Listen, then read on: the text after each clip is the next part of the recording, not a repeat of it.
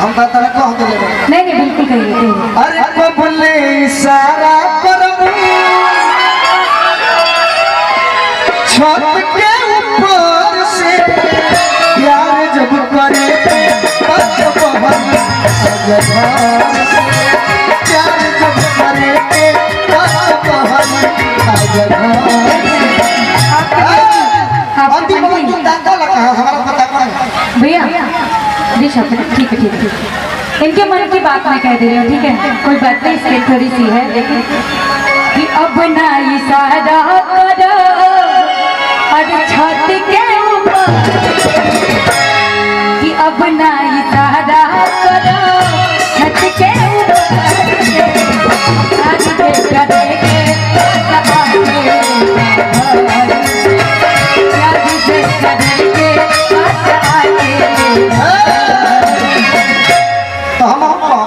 जो आप बात अभी बोली है एकदम एकदम बिना म्यूजिक का बोलिए क्योंकि हमको सुनाया नहीं सुनाई दे रहा था। आप ऐसे बोलिए कि अब ना इशारा करो अरे छत के ऊपर से अब प्यार जे करे के बस अकेले जा घर से। मैं क्यों इशारा करूंगी भाई, छत के ऊपर जाके ले जाइए, बात खत्म। तब तो हम दीवाना भाई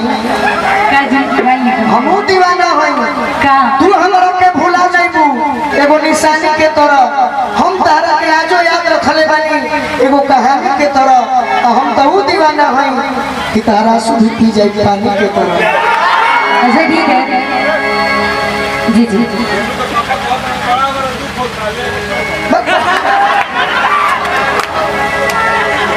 बोला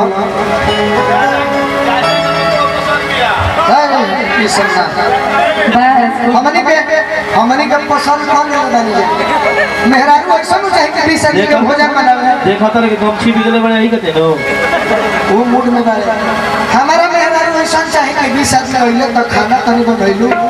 बजावे वाला नाचे वाला सब कभी न कि भी सब्जी नहीं करे तू भीतर जब कि कहां से सब आ गया ये सब ना 5 बजे भोर में दौड़ नहीं लेके जाई तो करुआ तेल रेडी कर दे हमारे खातिर तैयार है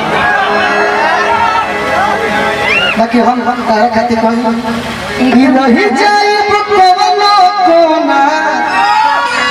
अरे दिल में कोराए जा कि रही जाए कोनो कोना तहरा दिल में कोराए जा अरे तुमिए सजगह दे दो बिछा खाती बोराए जा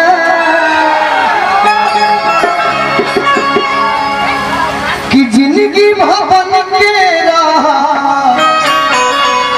अरे मोहरो सिंहराए जा आजीवन में आज ले भी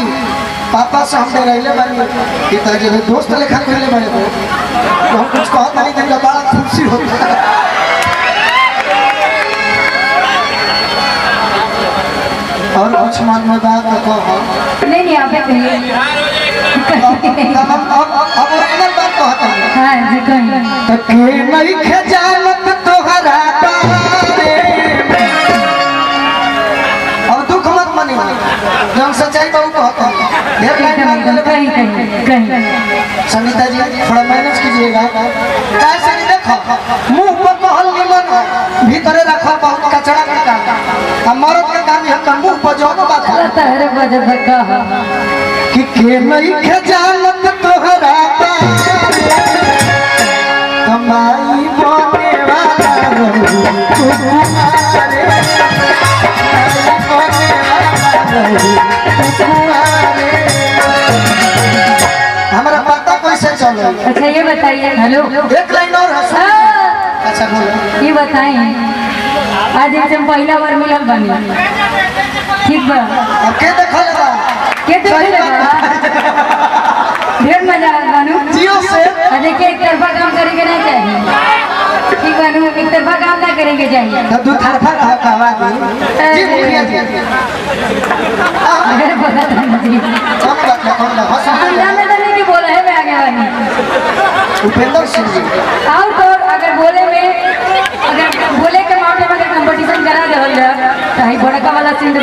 के टेंशन मत ले। ना बोले के ना गावे के मारो वगैरह के हो कि गा के जवाब दो बोल बोल तो तू गाई बता हम कैसे जाने कि चेक करलू जाके आरे देखले रहला है। हां जी सब अच्छे इहे भाई देखल रहा तो चश्मा लगावे के पड़ो चेक करलू जाके तुम्हारी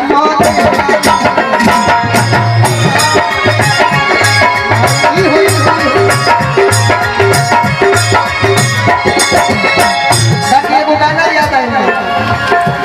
सैया जाड़ा में सैया जाड़ा में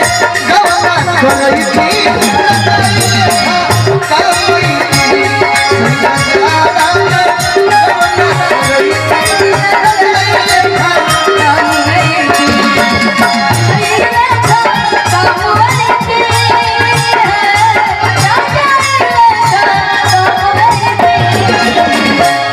सैया जाड़ा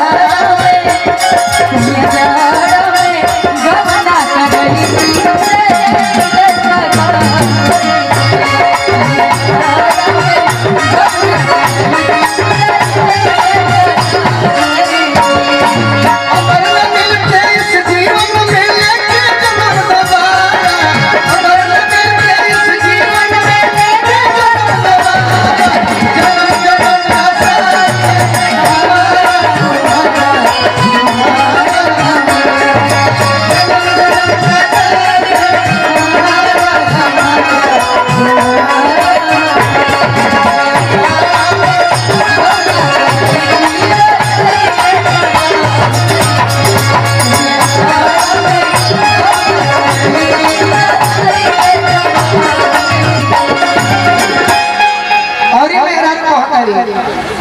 कि जैसे बराला सैया